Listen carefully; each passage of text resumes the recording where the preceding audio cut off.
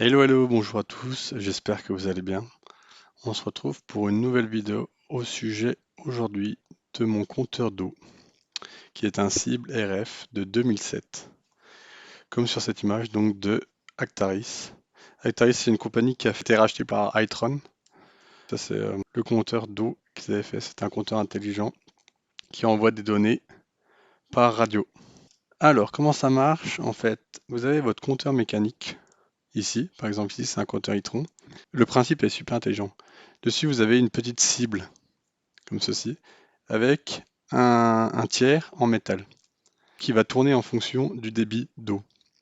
Donc dans un sens ou dans l'autre, en fonction du flux. Et on va connecter dessus un appareil de transmission des données, qui s'appelle le cible RF, comme vous voyez sur cette image en noir, qui va du coup, avec des capteurs magnétiques, détecter le sens de rotation, calculer le nombre de tours, et du coup pouvoir savoir le volume d'eau consommée et envoyer ces données par radio sur une fréquence de 433 MHz. Voilà, donc ici c'est une brochure qui est sur le site d'Itron. Donc c'est le dossier technique du cible RF de juin 2007. Donc c'était confidentiel à l'époque, mais maintenant il est disponible sur le site d'Itron. Donc on va la parcourir ensemble pour voir un peu les caractéristiques de ce compteur intelligent. Donc c'est un compteur qui utilise une bande de fréquence de 433 MHz qui permet de faire une télérelevée. Alors, quelques caractéristiques sur ce compteur. Donc ça veut dire que c'est compatible avec tous les compteurs d'eau qui se fixent du coup sur le compteur d'eau mécanique. Voilà. Donc s'utilise un protocole radio type Radiant qui est un protocole ouvert, c'est-à-dire que plusieurs fournisseurs peuvent créer des programmes pour relever ces compteurs, pas juste Itron. Ah, donc ce qui est pas mal, c'était assez révolutionnaire parce que ça nécessite ni changement ni dépose, ni déplombage du compteur. On vient juste greffer le module dessus. Je trouve que c'est vraiment intelligent, c'est-à-dire que, admettons, le cible, il a plus de piles, on va pouvoir juste changer le cible au-dessus et toujours garder le compteur mécanique. Voilà, non magnétique, insensible aux tentatives de fraude par aimant. Donc c'est IP68, résistant aux chocs et aux UV. Donc durée de vie du cible est de 15 ans, théorique. Alors, quelles sont les fonctionnalités du cible? Donc, il y a plusieurs fonctionnalités intelligentes telles que le relevé mensuel de l'index du compteur sur 13 mois, détection historique de fuite sur 13 mois, détection historique sur 13 mois et quantification des écoulements inverses dans la canalisation, indication de vie de la pile, détection des tentatives de fraude temporaire ou permanente et des alarmes. Voilà.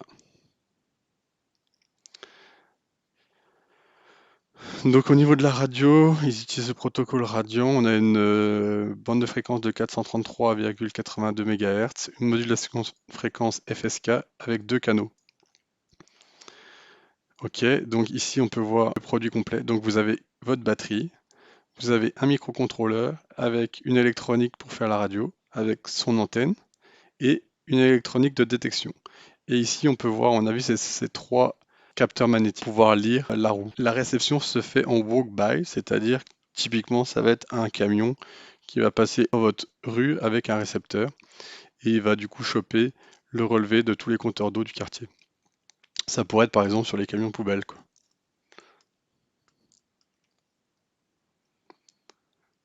Alors, fonctionnalité. Donc, il y a registre courant du volume, relevé à date fixe de l'index avec mémorisation, indication de fin de vie, détection de fuite, détection de comptage retour, registre de retour d'eau, alarme, batterie, soulèvement, erreur de détection, date et heure.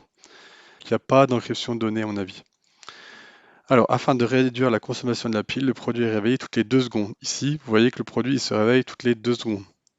Hein, il va se réveiller, il va voir si quelqu'un lui demande des choses. Si personne ne lui demande rien, il va se rendormir. Le réveil n'est possible que du lundi au samedi, c'est-à-dire qu'il y a une fonction calendaire dans le cible. La fenêtre journalière d'écoute est programmable. Module seul livré, valable de 0 à 24 heures, donc ce sera toute la journée, à reprogrammer. Plage conseillée 12 heures par jour. On a 12 heures par jour, c'est pour toujours de limiter la consommation de la batterie. Module livré sur compteur, par défaut de 6h à 18h, donc 12 heures par jour. Mais ça, c'est configurable. Donc ici, il y a eu un éveil, il ne s'est rien passé, sommeil. Ici, éveil, ah, il y a quelqu'un qui lui a demandé des choses, transmission des données, sommeil. Et voilà, donc ça se réveille toutes les secondes. Donc ça, c'est l'image du cible, le marquage. Et voilà, d'ici, on a une vue éclatée du cible. Donc ça, c'est assez intéressant. Donc l'espèce d'encoche au-dessus, c'est vraiment pour mettre l'anthème, pour avoir une meilleure réception. Vous avez votre carte électronique, vous avez les 3 capteurs qui vont se connecter sur la cible, donc ça va être les capteurs magnétiques. Vous avez un bouton anti-fraude, c'est-à-dire que si vous mettez le capot, une alarme qui va se déclencher à l'intérieur et ce sera transmis la prochaine fois. Vous avez 2 batteries, type AA, dans le compteur. Donc c'est intéressant, c'est-à-dire que le compteur consomme vraiment rien, quoi, pour tenir 15 ans avec 2 batteries AA. Programmation, donc on peut programmer le compteur initial, la date et l'heure, le point d'impulsion du compteur associé, numéro de série, remise à zéro des historiques, des alarmes, seuil de fuite si désiré, etc. Et c'est tout. Alors maintenant, on va parler de ce site internet. Donc il y a des personnes qui se sont amusées à faire un reverse engineering de radio en Radian. Et franchement, ils ont fait un boulot formidable. C'est pour ça que je vais... En fait, tout ce que vous trouvez sur Internet, tous les guides et tout, qui permettent de relever son compteur automatiquement, tout est basé sur le travail de ces personnes ici. Donc voilà, je veux déjà les remercier, parce qu'ils ont fait un super boulot. Et ils ont du coup décrit ce qu'ils ont fait. Donc là, on voit la fréquence, donc 433 MHz. Donc là, il y a un peu leur historique. Donc ils ont commencé en 2011. Et ce qui est intéressant, c'est qu'on peut voir un peu les trames. Donc on voit qu'ils disent qu'il y a un préambule, donc c'est-à-dire un wake-up qui fait 4928 bits, donc de 0 1. Donc c'est-à-dire que le camion il va envoyer 01, 01, 01 à 2400 bits par seconde jusqu'à choper une trame de réveil en fait. C'est pour que ça tienne 2 secondes. Voilà, donc ça c'est synchronisation. Donc là on voit les bits de data. Et ce qu'ils ont même réussi à choper, c'est la trame avec le mapping. On peut voir les champs, donc on a déjà la longueur, le nombre de bits, et après vous avez un champ de contrôle, donc si c'est une requête, un acknowledge ou une response, et après vous avez donc l'adresse du receveur, l'adresse de l'envoyeur, donc ça va être le camion, ça c'est le compteur, et inversement quand on répond, et après vous avez le payload, donc les datas, avec un checksum à la fin, qui est un CRC, CC, ITT. Et là, vous avez toute la description du payload complet avec le hack et tout.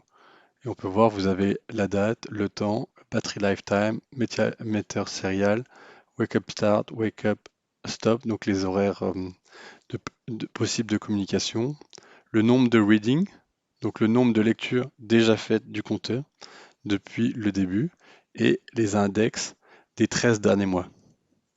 Voilà.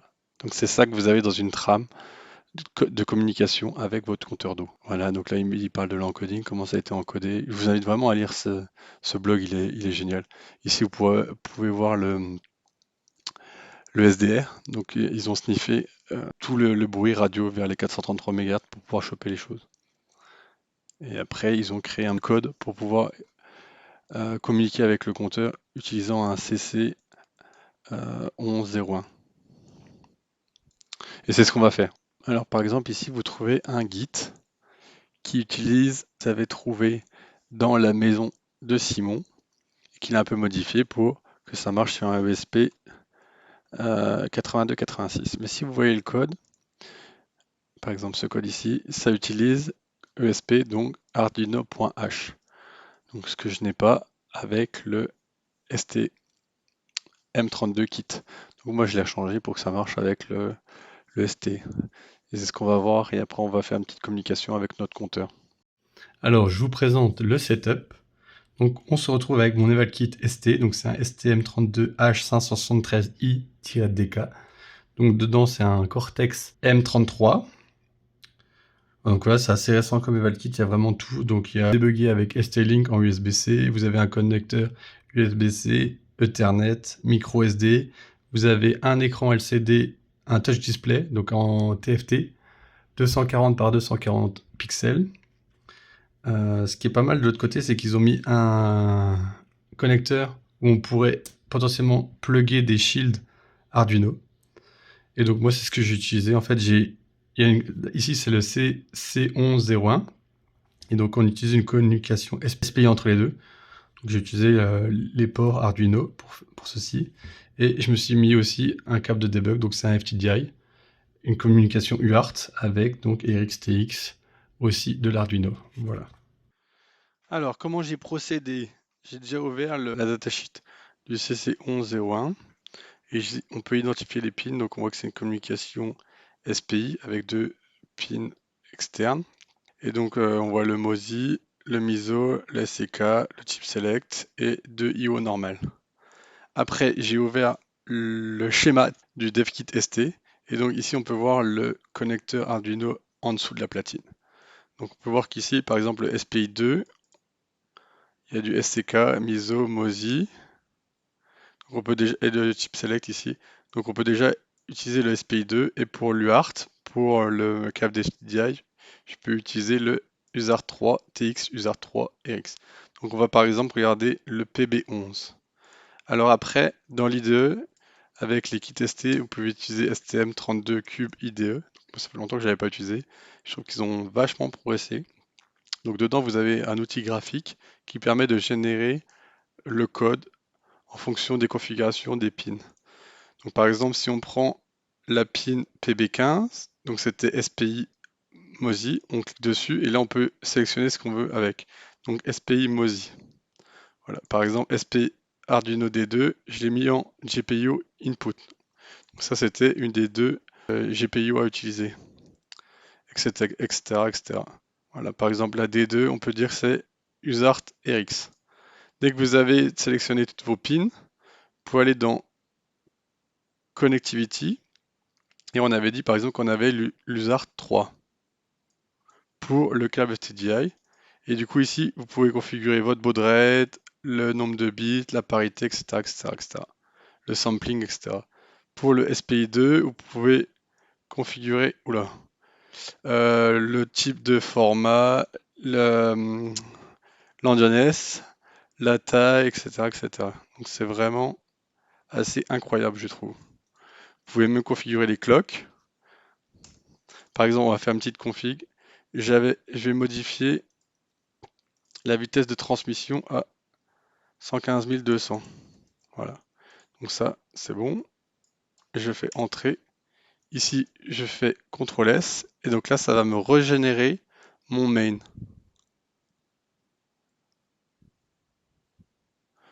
Voilà. Donc il génère le main et après il vous laisse des espaces où il ne va pas bouger, où ce sera écrit entre user code begin et user code end. Donc il faut bien écrire votre code entre le begin et le end, sinon il va être perdu quand vous allez re-sauvegarder l'outil graphique. Donc ça c'est le fichier que j'avais chopé du GitHub. J'ai presque rien modifié, j'ai juste adapté pour enlever le arduino.h et j'ai utilisé du coup l'hardware abstraction layer du ST. Donc HAL, SPI, transmit, receive par exemple, ou au niveau des IO, ça a changé un petit peu aussi. Mais franchement, c'est presque rien. Alors au niveau du main, on va initialiser le hardware abstraction layer. Tout ça c'est généré, hein. Donc là, on peut voir par exemple le USART3 et là on voit que ça a changé la vitesse, le baud rate. Donc ça a bien pris en compte ce qu'on avait configuré dans l'outil graphique. Alors au niveau du main, donc qu'est-ce qu'on fait? Donc on initialise toutes les LED et tout, donc tout par défaut. On va utiliser aussi le display, donc on utilise initialize le display. Ici, il y a une fonction qui va permettre de scanner toutes les fréquences pour trouver la fréquence de notre compteur d'eau. On va faire une for loop sur toutes les fréquences et à un moment, notre compteur il va répondre et donc on saura que c'est la bonne fréquence. Et après, donc on peut désactiver, hein, c'est un if. Et du coup, moi, ce que j'ai fait comme programme, c'est que j'avais fait une while loop. Donc on va initialiser avec la fréquence de notre compteur. Donc dans mon cas, c'est 433 MHz, 79 nanana. Et après, on va choper les données. Et si on a un litre qui est différent de 0, donc si on a une donnée, on va l'afficher sur l'écran. Et on va attendre que quelqu'un appuie sur le bouton pour refaire une mesure. Voilà. L'idée, c'est pas de spammer le compteur. Si vous regardez la documentation technique, on a vu que la batterie tenait 12 ans si on a une seule communication par jour. Donc si on en a plus, on va juste tuer le compteur. Donc je vous invite, donc si je me mets en mode debug, non, on va remettre ça. On va remettre ça en mode 1. Ce sera peut-être plus simple. Voilà.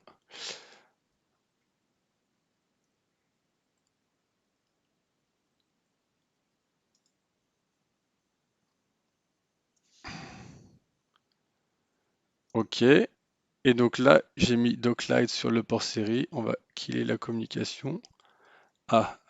Du coup là, ça marche plus. Oui, effectivement, parce qu'on a changé la fréquence. On va passer à 115 200. OK. Et on recommence. Clear. Et voilà. Donc là, on voit qu'il fait le test de fréquence. Il va tester toutes les fréquences. Donc on est bien dans le for loop ici. Mais bon, vu que c'est le soir, le compteur va pas répondre. Donc voici le setup. Donc ici on a notre Eval Kit. Ici on a le C1101, donc qui fait du 433 MHz. On peut voir sur l'écran la consommation de mon compteur. Donc là on est à 2395 mètres cubes. Il nous reste 188 mois de batterie et on a déjà effectué 148 relevés. Donc voilà le compteur ici. Donc c'est bien le cible RF de 2007. Dessus, on voit bien qu'on a 2395 mètres cubes. Et à la fin, on a combien de litres? Parce que je suis en train de mettre de l'eau. Voilà. Là, on a à la fin 339 litres. Et ici, on avait 336. Donc quand j'appuie sur le bouton, ça va nous refaire un relevé. Donc là, j'appuie. Est-ce que ça va marcher? Voilà. Donc là, on voit qu'on a augmenté le compteur. On est à 249. Et on voit le nombre de litres qui est passé à 940. Voilà, c'est ce qu'on a bien ici. Donc, ça marche, super. Alors pour conclure cette vidéo, je voudrais faire un petit point sur les différents compteurs intelligents qu'on peut trouver en France. Donc le compteur d'eau, le cible pour ma part, mais il y en a différents selon où vous habitez. Vous avez le Gaspard pour le gaz et le Linky pour l'élec. Alors quand je regarde mon compteur, il y a deux trois trucs qui m'ont interpellé. Donc le mien, il a été installé en septembre 2007, comme on avait pu voir sur la photo. Maintenant, ma maison, elle date de 2008, donc j'imagine que ça match. Il n'a jamais été changé depuis. Donc là, on est quand même en juin 2025. Donc ça fait déjà 213 mois d'écoulés. Hein, on est dans la 18e année, donc c'est déjà énorme au niveau de la batterie. Je sais pas comment ça a pu marcher. Et on avait pu voir dans les données qu'il restait 188 mois. Donc ça nous ferait une durée de vie qui pourrait aller jusqu'à février 2041. Donc ça aurait fait une durée de vie du compteur de 33 ans, ce qui est énorme. Donc peut-être que ça s'explique parce que ils avaient dit 12 ans minimum quand il y a un relevé par jour. Et moi du coup quand j'avais fait la première lecture du compteur, j'avais vu qu'il y avait eu 76 nombres de relevés depuis la création du produit, donc depuis la production du produit, ce qui fait à peu près un relevé tous les 2,8 mois. Il a le relevé mensuel parce qu'à chaque fois, on envoie les 13 derniers mois.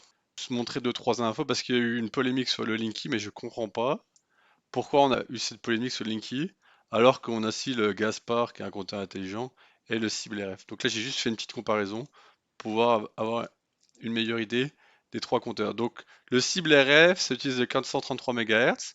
Par contre, les nouveaux, ça utilise des autres technologies comme le Sigfox, le LoRa. Il y a de l'encryption des données, donc on ne pourra plus lire nos propres données. Donc pour ce qui est du Gaspard, ça utilise une technologie aussi radio, mais sur 169 MHz. Il y a une transmission des données 2 fois par jour. Donc il y a un concentrateur. Un concentrateur, c'est une espèce de boîtier que vous trouvez dans des points hauts, soit du village, des villes, qui va du coup concentrer toutes les données et après les envoyer sur Internet pour le fournisseur de gaz. Et il y a un sampling frequency, donc ils envoient une consommation par jour. Et on peut avoir jusqu'à un relevé de consommation par heure si on fait une demande. Et on a une encryption des données. Voilà pour le Gaspard. Et pour le Linky, donc le Linky, ça utilise la technologie donc CPL. Donc ça envoie les données par courant porteur, donc au travers du réseau électrique. Ça fait une transmission juste la nuit, donc une transmission par jour. Et on peut avoir, donc on a une sampling frequency de 1 par jour. Donc c'est-à-dire qu'on envoie une donnée par jour. Et on peut aller jusqu'à un échantillonnage de 30 minutes. Et on envoie toutes ces données une fois par jour. Si on fait la demande. Et les données sont encryptées. Voilà, donc c'est à peu près les 3 compteurs qu'on peut retrouver en France. Après, la question, c'est qu'est-ce qu'on fait des données? Moi, je pense que ça peut être pas mal si on veut optimiser le réseau, par exemple. Si on veut détecter les fraudes, c'est sûr que c'est possible. Quand on combine l'eau, le gaz et l'élec, et qu'on a par exemple une famille qui consomme du gaz à mort et de l'élec et pas d'eau, c'est quand même déjà qu'il y a un problème. Donc, je ne sais pas s'ils arrivent à matcher les données ensemble, mais c'est ça qu'on peut faire des choses assez puissantes, en l'occurrence. Même avec un sampling de une fois par jour ou une fois par heure, quoi. Voilà. Donc j'espère que cette vidéo vous a plu et je vous dis à la prochaine. Ciao!